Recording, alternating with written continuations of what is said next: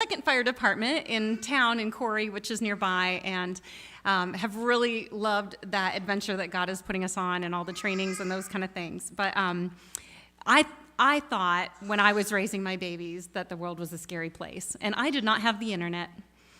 I did not know all the things my kids could be allergic to. I didn't know what wraps to wrap them in, if it was synthetic, bamboo, whatever, organic, all those things. I didn't know half the stuff that you guys have to process as young moms these days. And I still had fears. I still had anxieties.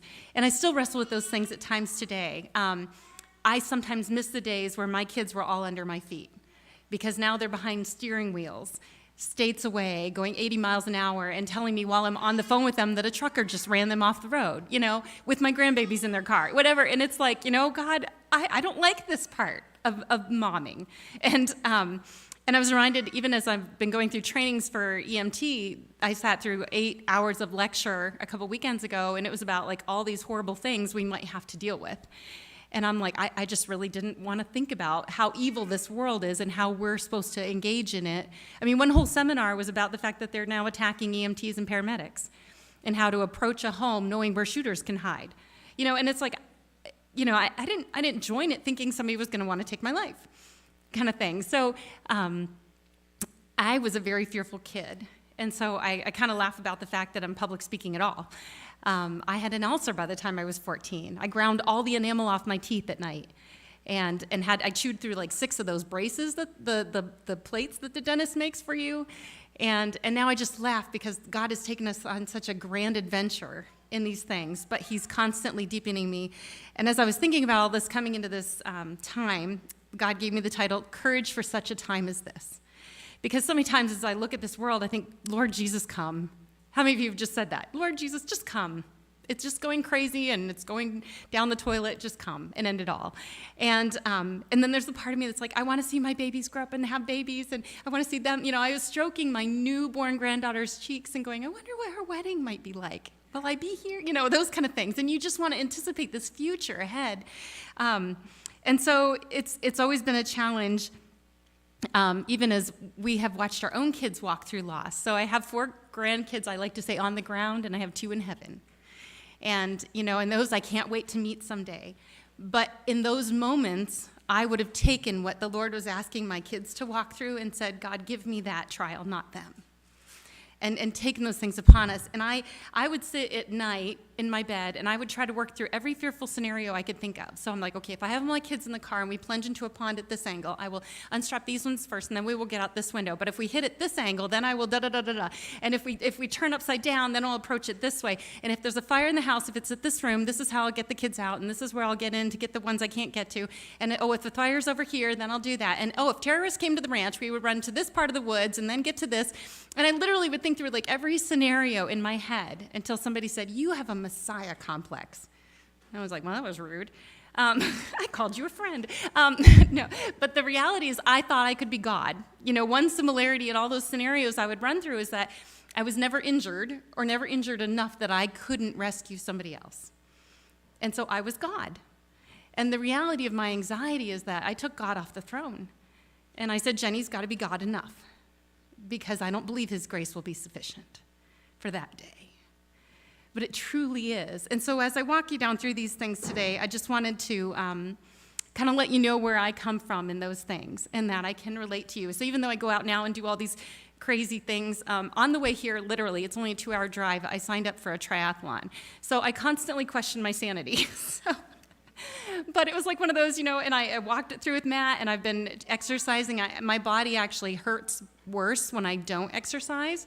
And so I started swimming, and I run, and now I'm swimming like 50 laps in an hour and run 5 miles on an average run. So I'm like, might as well do a triathlon. Just got to get a bike, why not? So that's kind of how I live my life. And my husband laughs at me and moves on because he knows, he's like, what's the next thing going to be? So I got my interior certification to fight fires. And he let me go through the classes and everything, but our deal is that I'm only allowed to go in if they're out of bodies. So that actually happened. Donnie and I pulled up to a scene, and that whole crew was exhausted, and Donnie didn't have a second man, and so I got to pack up and go into a fire. So it was, and then I had to confess to Matt that I went interior when I got home. So I was like, but Donnie was with me, and he doesn't want to face you if he doesn't bring me home, so it's okay.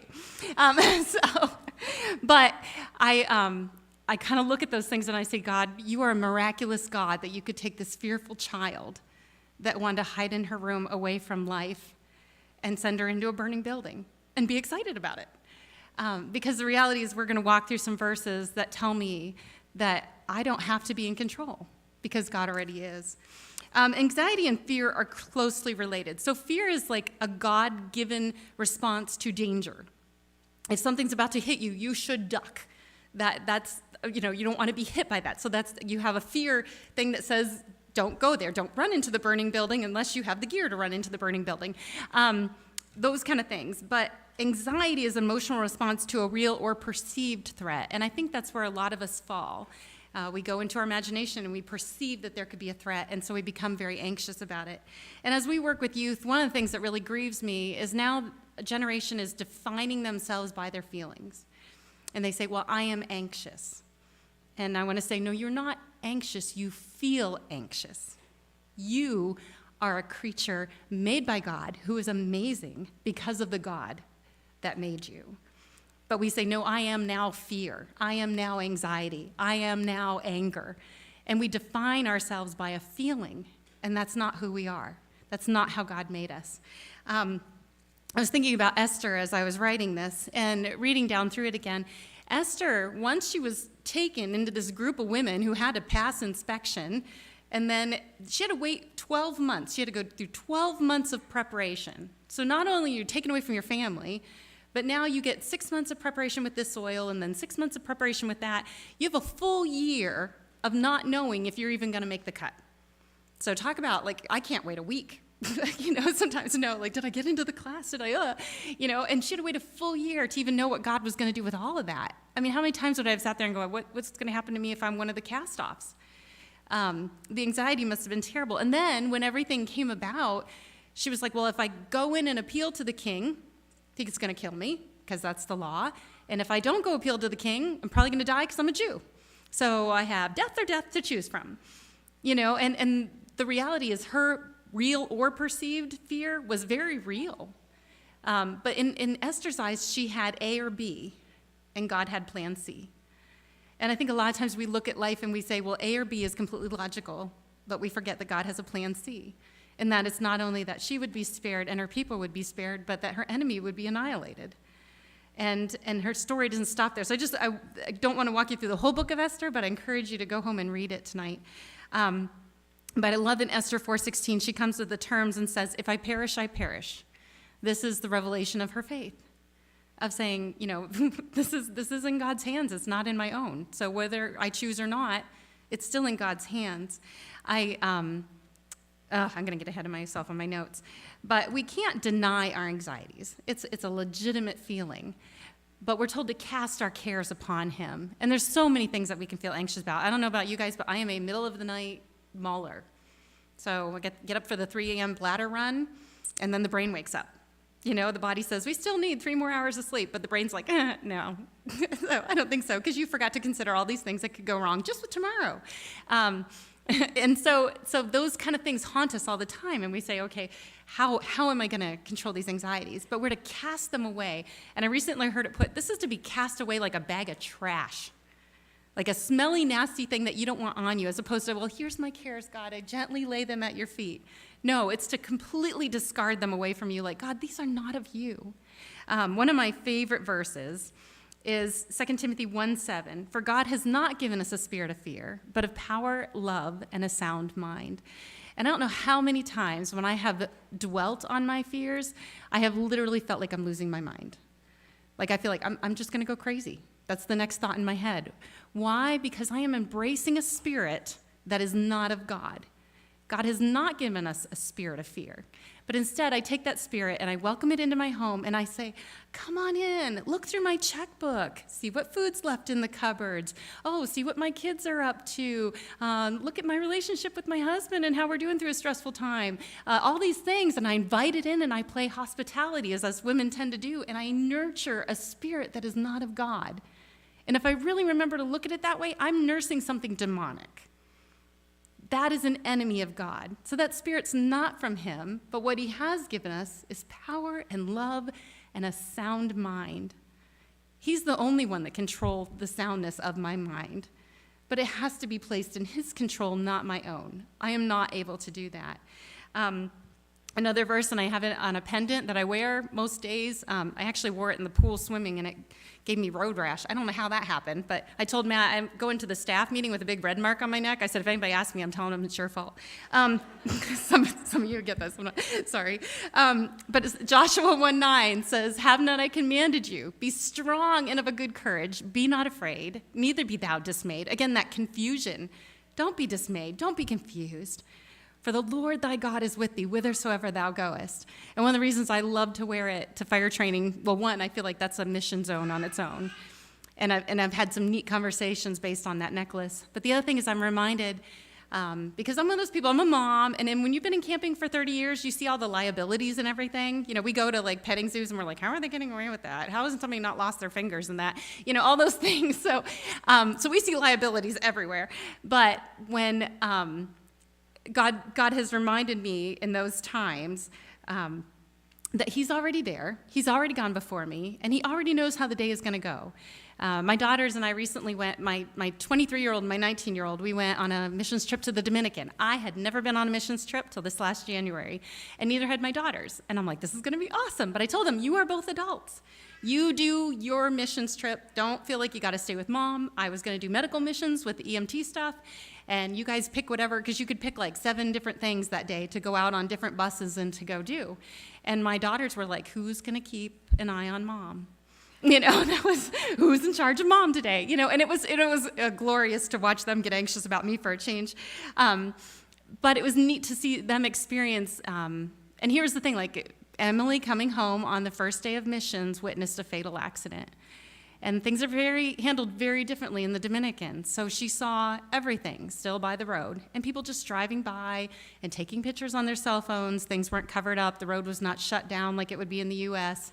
You know, you would be diverted miles out of the way if something like that occurred. And Emily witnessed the whole thing. And the guy next to her on the bus just kept talking and talking. He's like, oh, that's rough. And then just kept talking and talking like nothing.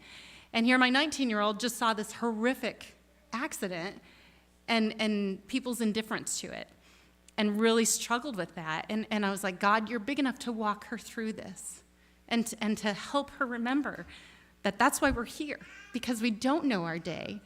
And the reality is this, like when I go into a fire or into a drill where they have live fire, God is not going to be surprised if I get hurt or killed.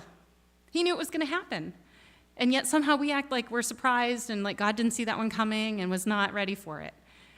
And yet all those things put us back in perspective of who is sovereign. And so I wanted to walk you down through Psalm 139, but I want to go through it with a different perspective. We look at Psalm 139 as like the self-esteem scripture. You know, when somebody's feeling down about themselves, you're fearfully and wonderfully made. Let's put it on a poster, write it on your mirror, all those things. But I want to change your perspective because it's meant to do so much more. When Job was walking through all that God allowed into his life, Job was allowed to ask why, but God didn't answer why. God answered who. God reminded Job who he was, and that's all Job needed because it changed Job's perspective. And Job was like, who am I to question God by the end of it? And so I think sometimes as we look through the Psalms and we say, this is who my God is. This isn't about me making me feel better because of me. I don't bring anything to the table. You know, I told Matt, I said, I'm just a hot mess, and I still can't believe people ask me to come and speak. Now I've changed it. I'm just more of a spicy disaster these days. But the reality is it's like, you know what? I felt like I had to be all these things and all put together to be what people wanted, and I still struggle with that. I still woke up just shrouded in insecurities this morning. And the reality is why? Because Jenni got in Jenni's way. Instead of saying, God, use me. Like Matt would say, he doesn't like it when I would pray with him before he spoke. God, if you want to make a fool out of me, make me your fool. He's like, could we not pray that? I don't really want to be a fool either way, But the reality is this, I can't control making a fool out of myself. I do it on a regular basis. And we tease our kids, we're not saving up for your education, just your therapy. But the reality is God is in control. So as we look at Psalm 139, I love this quote from Alistair Begg. The presence of anxiety is directly related to the absence of humility. I'm going to say that again. The presence of anxiety is directly related to the absence of humility.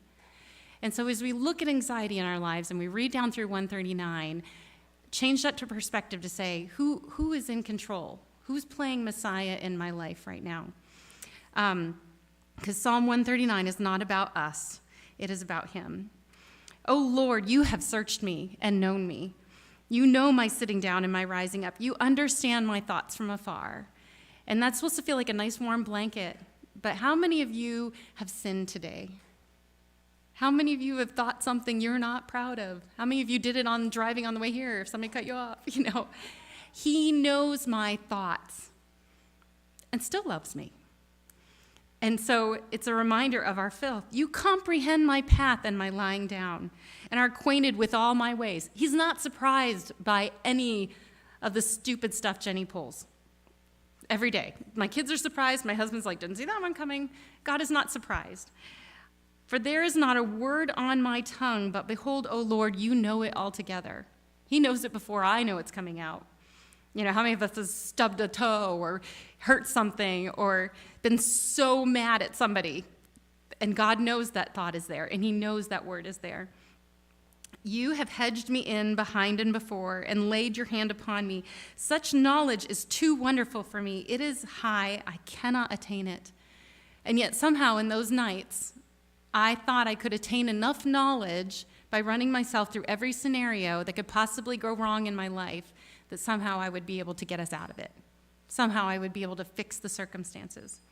Where can I go from your spirit? Or where can I flee from your presence? If I ascend into heaven, you are there. If I make my bed in hell, behold, you are there. If I take the wings of the morning and dwell in the uttermost parts of the sea, even there your hand shall lead me, and your right hand shall hold me. And I love about all this person's running, and he's saying, God, even there your hand will hold me. I don't deserve it. And that's what, some days I wake up and I beat myself up because I don't deserve it. And God's right, saying, that's right, you don't. He doesn't say, you need a self-esteem talk. He doesn't say that. He says, that's right, you remember you don't deserve it. Why? Because that increases my love for him. It increases my gratefulness for his gift of forgiveness. And that understanding that, God, I am no better than any other sinner out there and just as much in need of your grace and mercy. And now I can't see my notes at all. So, if I say, surely the darkness shall fall on me, even the night shall be light around me. Indeed, the darkness shall not hide from you, but the night shines as day, and the darkness and the light are both alike to you. I can't hide my sin from God. This isn't I'm your nightlight in the dark night. This is I see everything, and I still choose to love you. I still choose to pursue you. I still choose to chase after you and chasten you. That's the part where we're like, can you be God when you're comforting me and then just drop it when the discipline stick comes out? Because I don't enjoy that part of it. But I used to tease my life verse was the Lord chasteneth those he loves. So I'm like, I feel very loved. But the reality is, like, in that, when he sees my blackness of heart, he still chooses to love me and chase me and hedge me in. For you formed my inward parts. You covered me in my mother's womb. I will praise you, for I am fearfully and wonderfully made. Marvelous are your works. I don't get to praise God because I'm like, look what I did. In the fire department, I joined at 46, and at 48, I think, anyway, I was the first woman in Corey to pass the agility test that they put all the men through to say you're fit for active duty and to go into a fire. And it was hard not to be very proud of myself. That was a huge achievement. We like went out and ate like horrible food afterwards just to celebrate, good health. So that's how you celebrate fitness, right? You go out for wings and burgers. But it was very tempting to say, look what I did. And instead say, God, look what you did. I don't know why God chose to, I teased, I hit my Prime at 46, and I'm like, the only thing that's coming after this is Amazon Prime, but why he chose to use me, God has opened a mission field up in the fire department for me. I've been in ministry for over 30 years, been married to Matt for close to 30, but I started coming to camp when I was 14 and working. And when I joined the fire department, I told my husband, I said, I feel like it's one of the first times in the world I feel like I'm in the mission field. Because when you live at ministry, people come to you expecting to be ministered to. When they walk into the church, they come expecting something from that church for you guys all to be loving on them and embracing them and taking them into the fold. And the same thing happens at camp. You expect to be renewed and, refreshed after you walk away from a ladies' retreat or whatever it is you came for. And sometimes you may not say, hey, I don't want to hear it, but I'll endure it so I can. Going into the fire department has been we're not even sure we want to hear it. So it's been this neat opportunity to be reminded that God, only you can use me because you're powerful, not because I am powerful. That my soul knows very well. My frame was not hidden from you when I was made in secret and skillfully wrought in the lowest parts of the earth. Your eyes saw my substance yet being unformed, and in your book they were all written, the days fashioned for me when as yet there were none of them. God knows my days on this earth, and there is nothing I can do that's going to surprise him.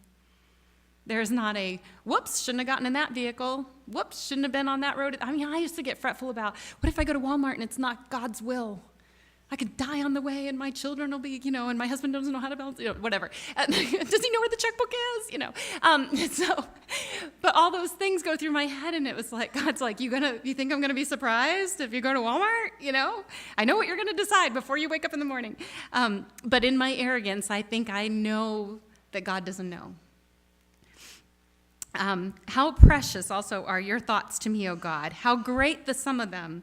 If I should count them, they would be more than the number than the sands. When I wake, I am still with you.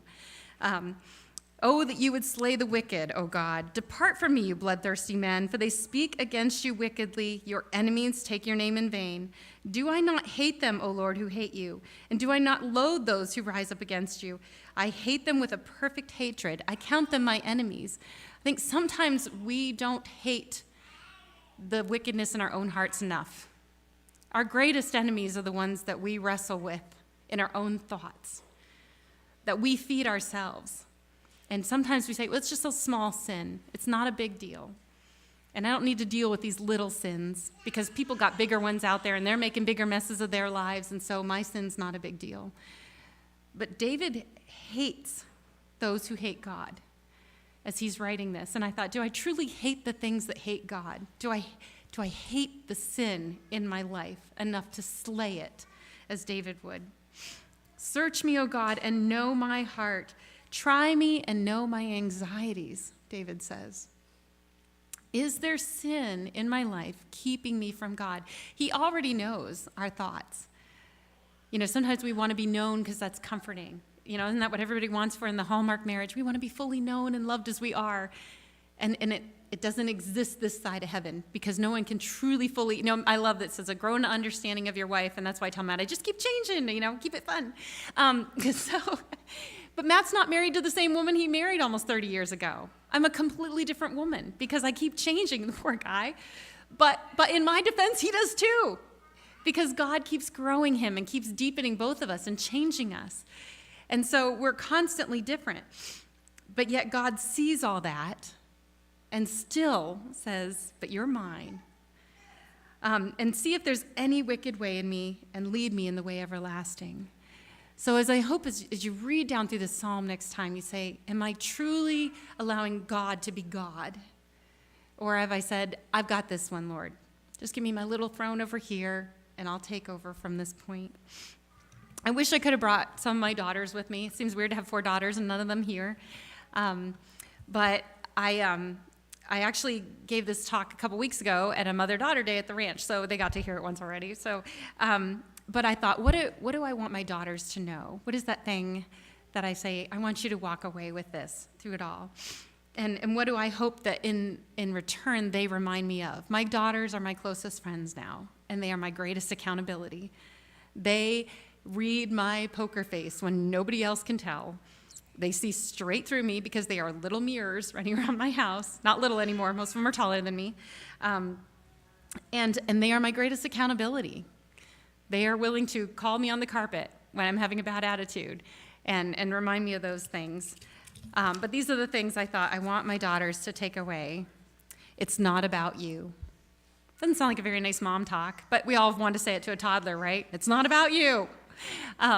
And especially in Walmart, it is not about you. You want food? Well, it is kind of about you, but no. But it's about him. It's not about us. And sometimes we're like, God, you owe me an answer. You have to make sense of this tragedy in my life. But ultimately, we have to remember, this is not about me. One time we had somebody that we found out, I love the gossip train, right, through the bushes, that they were angry at us. And I'm like, why? I mean, it was a crazy thing. It was a doctor friend, but we didn't go to him because we called, because they said they didn't take our insurance, so we went somewhere else. And he was highly offended because he's like, if they would have come, I would have helped them out because he's a believer. But so he was offended and then saw another staff member and then let us know that way. And I was like, how do we fix this? How do we make it right? How do we, da-da-da. And it was a silly, simple little offense. But that other staff member, after she told us, she said, what makes you think this is about you? And I'm like, well, obviously you're standing on my door telling me about it. So obviously I'm supposed to do something about this, making it about me. And she said, what if God's trying to do a work in his life and deal with his insecurity? And you're just going to go patch him all up with your self-esteem talk and how valuable he is? Is God going to be able to use that as well in his life? And I was like, well,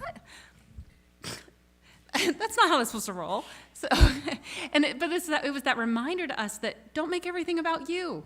It's about him and his glory, and we're not going to understand these things this side of heaven. We don't have to have it all figured out. He does. We don't have to know the future. He does. We don't always have to succeed. He is our success, and he measures it very differently than we do. Number 2, you aren't brave because you're amazing. It's when you have kids, you're like, that was amazing, you're incredible. But you're brave because your God is amazing. And what a change that would say to our kids. It's like, because all of a sudden one day maybe we don't wake up so amazing. And then that day we can't be brave. I mean, as adult women, we have a lot of those days. I'm not feeling amazing today, so I'm just not going to be brave. I just can't do these things. But what if we said, I can do brave things today because my God is amazing every day? Number 3, courage is found in realizing we're not in control. He is. And so, with the fire training, there were days I found myself hanging out of a window by one arm and crawling. They said, get into that room from this room, and I had to bust through a wall, go into another room, and then crash out through the door, and then they're like, put your blindfolds on, and we're going to smoke the place up, and you have to follow the hose out on your hands and knees backwards, all this. And I'm like, what am I doing with my life? So I do have a lot of moments of questioning my sanity. But those moments of being able to engage in the lives of those firefighters has been so incredible. But in that, I've found a calmness in every training when I get nervous to say, I don't have to be in control because God already is. I don't have to do this perfectly because I'm not, and that's okay. Number 4, humility is a gift that will continue to bless you. He knows our every thought and still loves us. This doesn't speak to how wonderful we are, but how wonderful he is. So again, I'll take you back to that Alistair Begg thing where he said, I'm going to read it so I don't mess it up.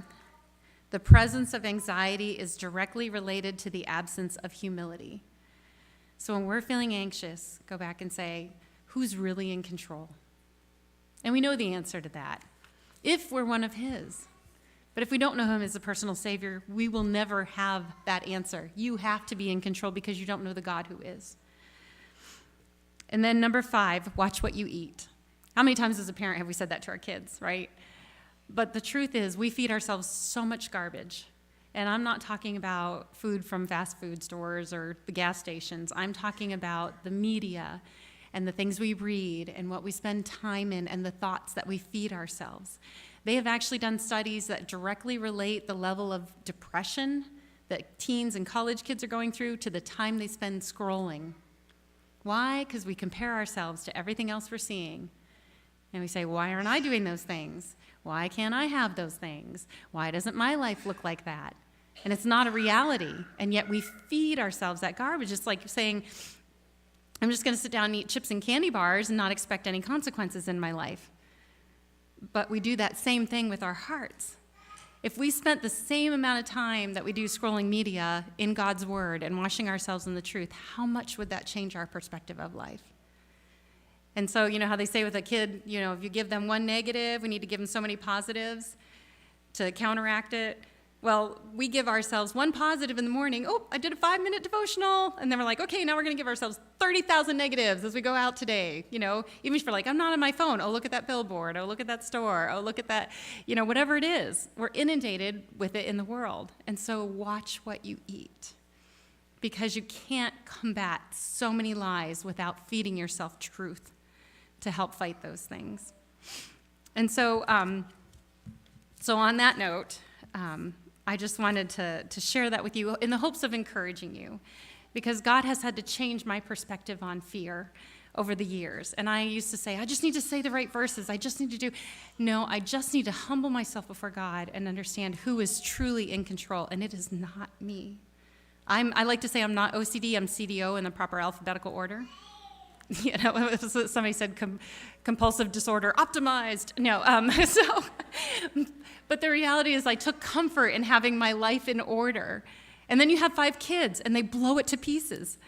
And the reality is it's like, you know, that kids were the first reminder I was not in control. So, but it's such a blessed reminder to say, you know what, I get the opportunity to point these little ones to somebody who is in control, because guess what, your mom's gonna blow it all the time.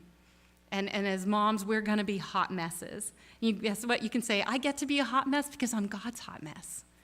He made this. He designed this.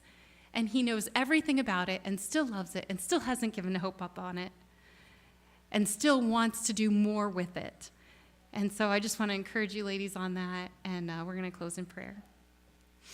God, I thank you so much for this time. I thank you for these wonderful women and them taking the time to step aside and just celebrate the relationships that you've given them, God, in all different shapes and sizes, Lord, and we thank you for the beauty of that. We thank you for the beauty and the fellowship of this church and for the union that you've blessed there in many ways, God, and I pray that you would watch over and protect them as a body, that you would encourage them and build them up. And Lord, I just ask that you go with them and remind them of truth as you send them out tonight. In Jesus' name, amen. Thank you, ladies.